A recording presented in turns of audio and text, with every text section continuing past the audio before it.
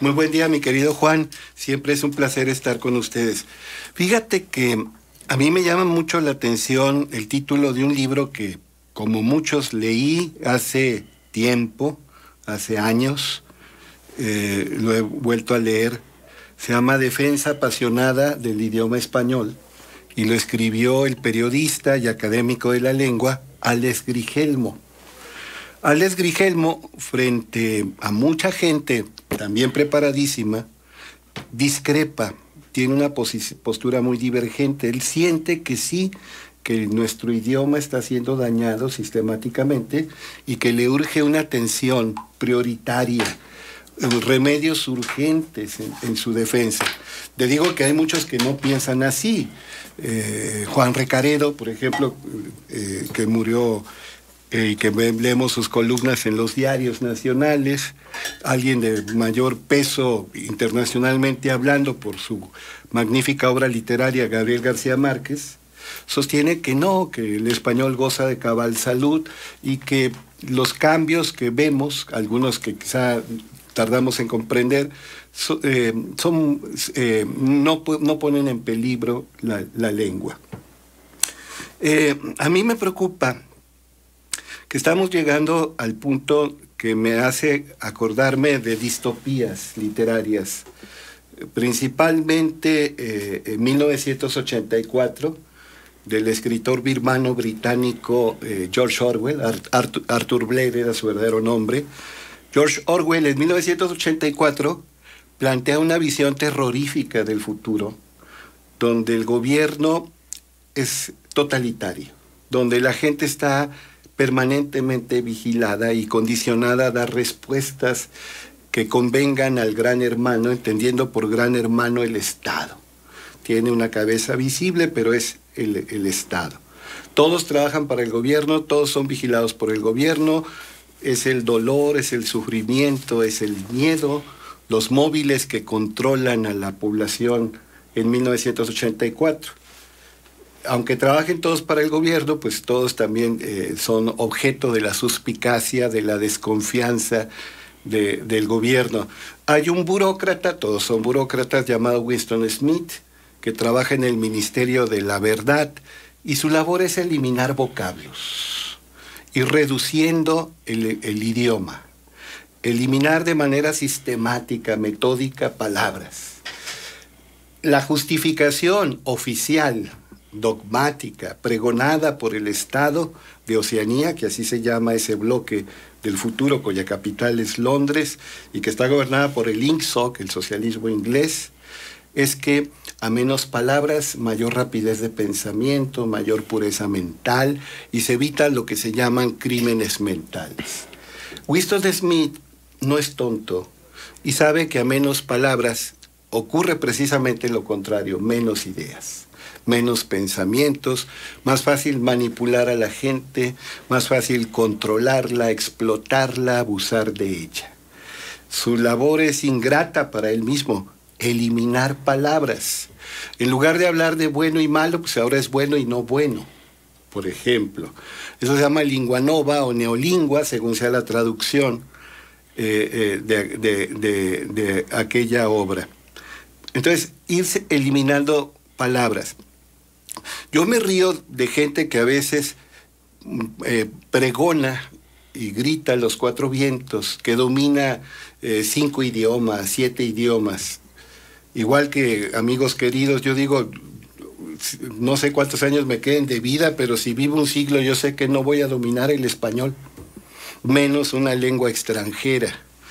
La palabra dominio implica mucho. Bueno, pero vuelvo con mi idioma español. El idioma español me llama la atención que empleo palabras de uso que yo consideraba frecuente y que encontraba regularmente en mis lecturas, no palabras domingueras o rimbombantes, como antaño se decía, sino palabras comunes que empleo y mucha gente ya no las entiende. Y entonces pasas por pedante por emplear esas palabras. No estoy hablando de términos técnicos propios para especialistas. No estoy hablando de vocablos que solo la élite intelectual usa y comprende. No. No es la jerga del científico, no es el idioma del académico, son palabras de uso común. Sí, usamos cada vez menos y de peor manera, además, las palabras propias del idioma español. La semana pasada hablábamos aquí de los neologismos y decía que era por la evolución de la sociedad, de la humanidad y obviamente de sus formas de comunicación, era inevitable que surgieran neologismos, pero que no podíamos estar sujetos al capricho. Parece ser que la lengua, el idioma, hay su matiz, pero bueno, pero lo usamos aquí como sinónimo, es algo fifí. La semana pasada leí un artículo de Adela Celorio, de que decía, ahora resulta que la ortografía es fifí. Yo me atrevo a decir que no solamente la ortografía, la sintaxis, la semántica, el vocabulario convencional para la generación de algunos que ya peinamos canas y que ahora incluso gente de nuestra edad le llama la atención el uso de ciertos vocablos porque parecen elitistas, propios de gente pedante. Me llama la atención, por ejemplo, que mando algún artículo a algún medio y a veces me ponen entre paréntesis el significado de un vocablo que yo usé y que no necesita que aparezca el significado de la palabra, pero quien edita ese texto supone que la gente es muy ignorante, quizá en esta época me temo que tenga razón, y cree pertinente poner el significado a un lado del vocablo que yo utilicé. Entonces, Winston Smith, personaje de la novela distópica 1984, elimina por órdenes del Gran Hermano vocablos, porque eso va a dar pureza de pensamiento y va a evitar los crímenes mentales, oficialmente. La realidad es que a menos palabras más fácil manipular a la gente.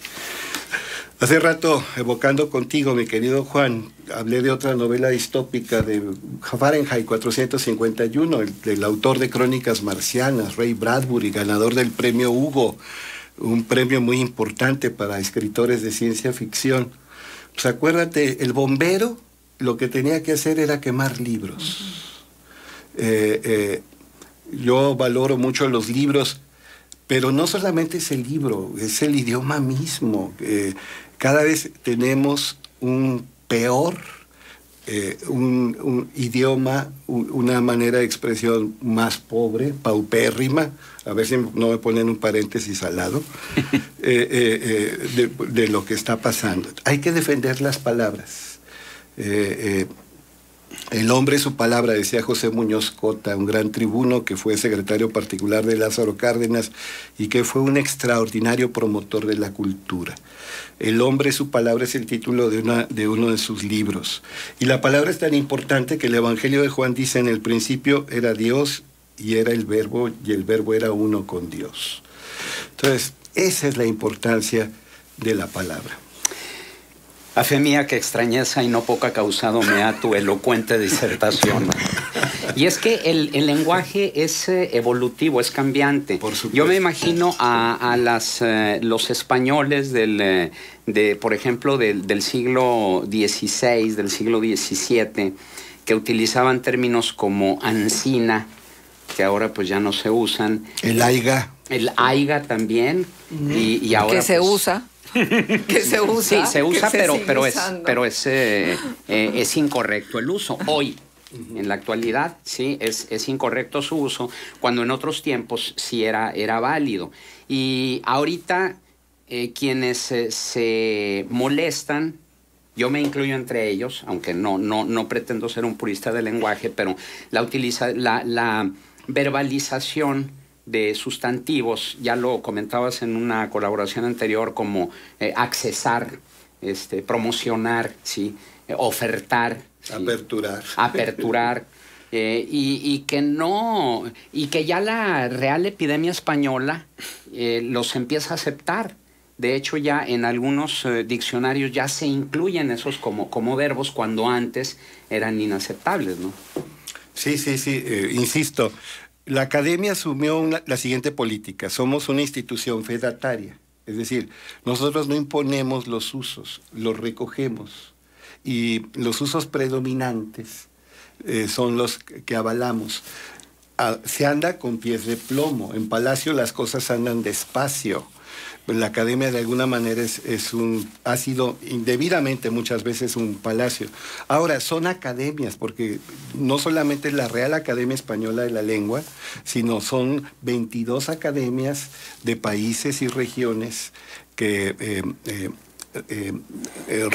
defienden el idioma español y reconocen los usos, las costumbres propios de las regiones donde están estas respectivas academias. Pero no es un uso y una costumbre, por ejemplo, decir aiga o ancina mismo, sobre todo en comunidades, por ejemplo, rurales que están muy alejadas y que además entre ellos tú vas viendo que pues así hablan. Por la lingüística estructural se puso de moda hace ya décadas. Bueno, se empezó a usar mucho la palabra diacronía, aplicada a la evolución propia del idioma. La diacronía en los medios rurales era más lenta que en los medios urbanos. Exacto. Ahora, mucha gente del campo o de extracción rural empleaba vocablos que podían haber sido vocablos finos del siglo de oro. Por ejemplo,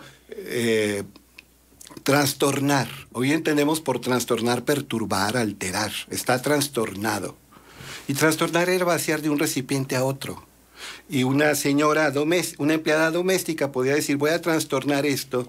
Y alguna jovencita decía, ¿cómo eres ignorante? Exacto. No, de hecho estaba empleando un vocablo de mayor raigambre la empleada doméstica que la jovencita ignorante. Ahora, esto también se está modificando. Cada vez hay menos gente en el medio rural y más gente que se ha incorporado a los medios urbanos. Y las redes sociales, no sé si sean benditas, para algunos sí, están afectando, están homogeneizando a veces de la peor manera el pensamiento y el habla de las personas. Sí, pero tenemos que ser bien sencillos, ¿no? Porque finalmente si tú escuchas a alguien decir aiga, si tú no puedes sentirte superior a esa persona porque él dice aiga y tú... Yo me acuerdo de mi abuela veracruzana, a mí me daba risa y mi ignorancia y mi estupidez consuetudinaria, que decía mohino, ¿por qué estás tan mohino? Bueno. Viene de mohino. Ajá. Entonces, enojado, molesto. Pues no decimos enmuinado, porque estás enmuinado. O sea, porque estás enojado. Sí. También la palabra agüitado. Estás agüitado y es acuitado por cuita, por pena. Por cuita, exactamente. Hay desde León, Guanajuato, nos envían este comentario para ti. Toño dice... una consulta, platicando con un cuñado tuvimos una diferencia en cuanto a lo siguiente.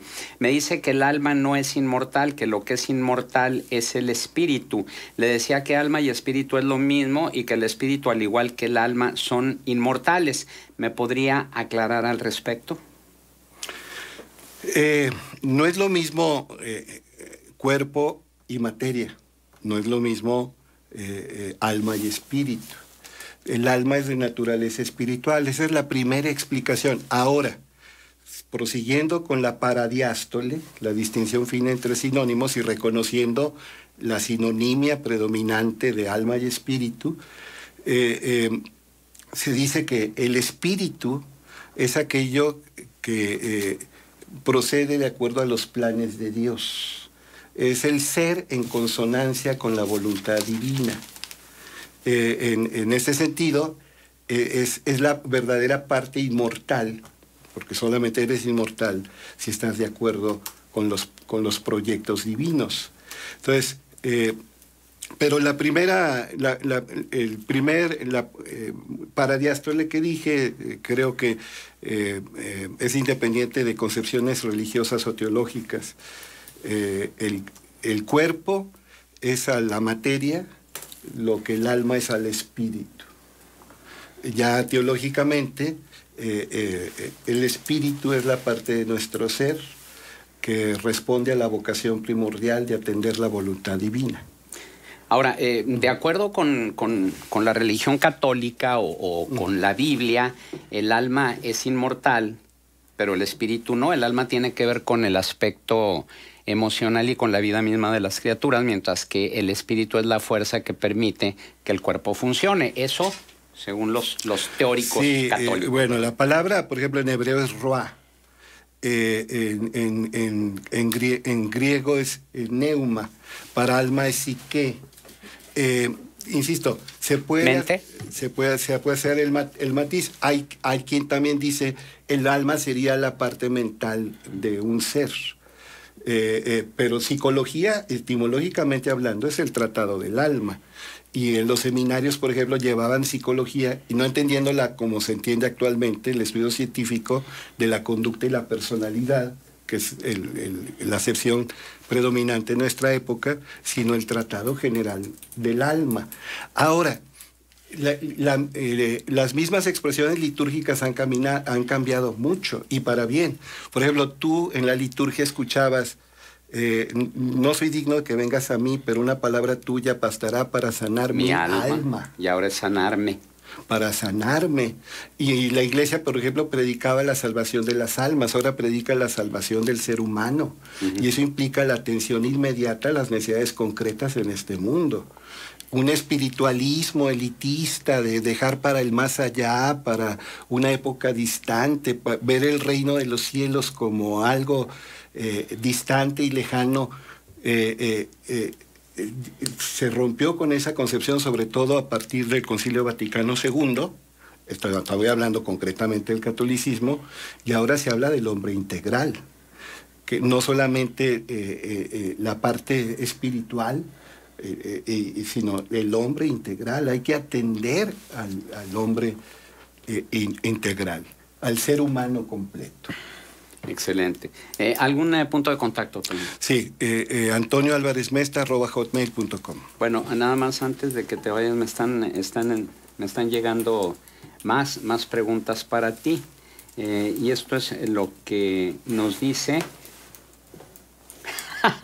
Bueno, le doy lectura tal cual. Nos dice Yolanda: una disculpa para el maestro, pero es que le encargaron una tarea a mi hijo para que diga cuál es la diferencia entre fanerógamas y criptógamas. Ya lo habías incluso comentado en una colaboración anterior. Mire, gamo significa matrimonio, por ejemplo, monógamo, bígamo, polígamo, pero también da idea de unión, y en este caso de reproducción, o lo que permite la reproducción, los órganos de reproducción. Fan significa manifiesto, descubierto. Fanerógamas son las plantas que tienen los órganos de reproducción expuestos. Muchos tienen flores y frutos. Bueno, la semilla está expuesta. Cripto es escondido, secreto, oculto.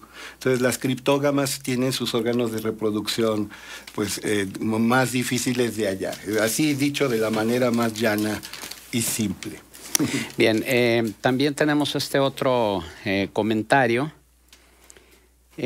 Para el profe Mesta por WhatsApp: ¿es correcto decir tenía mucho sin mirarte, o lo correcto es verte? Otra vez, ahí su matiz: mirar, ver, ¿cómo se llama? Observar, vislumbrar, atisbar, tiene su matiz. Un profe, quizá el más preparado que tuve en mis años universitarios, decía que para él el verbo ver era sagrado porque por algo formaba parte de la palabra verdad. Estoy hablando de don Carlos Manuel Huereca, un hombre que vivía para leer, para estudiar, que vive, porque afortunadamente sigue viviendo. Mirar se supone que es ver con detenimiento, pero un detenimiento que permite la reflexión. Observar le damos un matiz más científico, más de estudio académico. Entonces hay sus matices, pero son sinónimos. Hay una sinonimia válida del lenguaje, perdón por la palabra, que es de origen anglo, hay una acepción estandarizada, que eso lo usan todos los lingüistas y filólogos. El español estándar, el idioma estándar permite la sinonimia. Similar te estoy oyendo, pero no te estoy escuchando.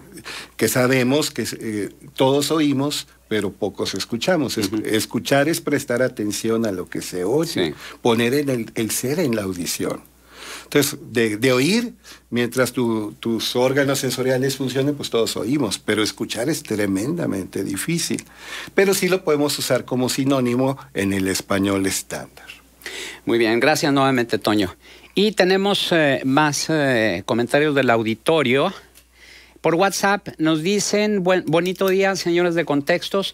Con tristeza les comunico que apenas inicia el año y me acabo de enterar que existe gente muy malintencionada, malvibrosa y sin escrúpulos que anda hablando muy mal de mí. No se vale que anden inventando cosas sobre mi persona. Estas personas aseguran que ya estoy a dieta, lo cual lo hacen con la finalidad de que ustedes no me inviten a partir la rosca de Reyes y mucho menos a los tamalitos y al recalentado.